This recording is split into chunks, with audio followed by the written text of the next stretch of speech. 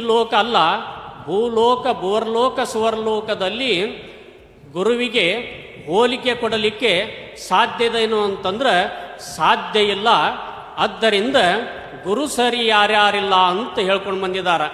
ಅಂತ ಗುರು ಯಾರಿಗೆ ಗುರು ಅನ್ನಬೇಕು ಅಂದ್ರೆ ಒಂದು ಕಡೆ ಹೇಳ್ಕೊಂಡು ಬಂದರು. ನಾವಿವತ್ತು ಸಿದ್ಧಾರೂಢರಿಗೆ ಜಗದ್ಗುರು ಸಿದ್ಧಾರೂಢರು ಅಂತ ಕರಿತೇವೆ.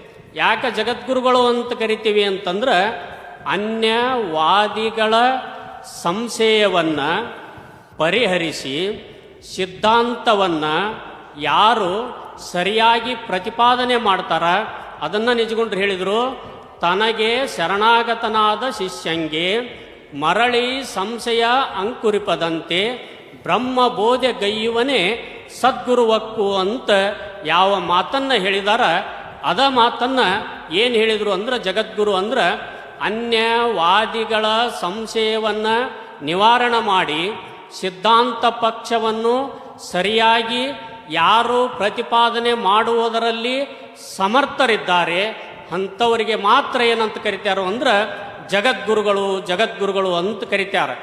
ಆದ್ದರಿಂದ ಸಿದ್ಧಾರೂಢ ಸದ್ಗುರುಗಳ ಚರಿತ್ರೆಯನ್ನು ನೋಡಿದರೆ ನಮಗೆ ಗೊತ್ತಾಗ್ತದೆ. ಜಗದ್ಗುರು ಸಿದ್ಧಾರೂಢರು ಯಾರಿಗೂ ಕೂಡ ನೋವನ್ನು ಮಾಡಲಾರದೆ ಸಿದ್ಧಾಂತ ಪಕ್ಷವನ್ನು ವೇದಾಂತ ತತ್ವವನ್ನು ಒಬ್ಬರು ಹೇಳಿದರು. ಏನು ಹೇಳಿದರು ಅಂದ್ರೆ, ನಾನು ಬೆಂಗಳೂರಲ್ಲಿ ಓದುವಾಗ ರಾಮಚಂದ್ರ ಭಟ್ರು ಅಂತ ಭಾಳ ದೊಡ್ಡ ಪಂಡಿತರು ಅವ್ರು ಏನು ಹೇಳಿದರು ಅಂದ್ರೆ ನನಗೆ ಅವ್ರ ಹತ್ರಲ್ಲಿ ಅಧ್ಯಯನ ಮಾಡೋಕ್ಕಿದ್ದಾಗ ಅವ್ರು ಹೇಳಿದರು, ಅವರು ಅನ್ಯ ದೇಶದಲ್ಲಿ ವೇದಾಂತ ತತ್ವವನ್ನು ಪ್ರಚಾರ ಮಾಡುವಂಥ ಭಾಳ ದೊಡ್ಡ ಪಂಡಿತರವರು. ಅವರು ನನಗೆ ಹೇಳಿದರು, ನೋಡಪ್ಪ ನೀನು ಸಿದ್ಧಾರೂಢ ಮಠದಿಂದ ಬಂದಿದ್ದಿ, ಅದಕ್ಕೆ ನಿನ್ನ ಮ್ಯಾಲೆ ನನಗೆ ಭಾಳ ಪ್ರೇಮದ.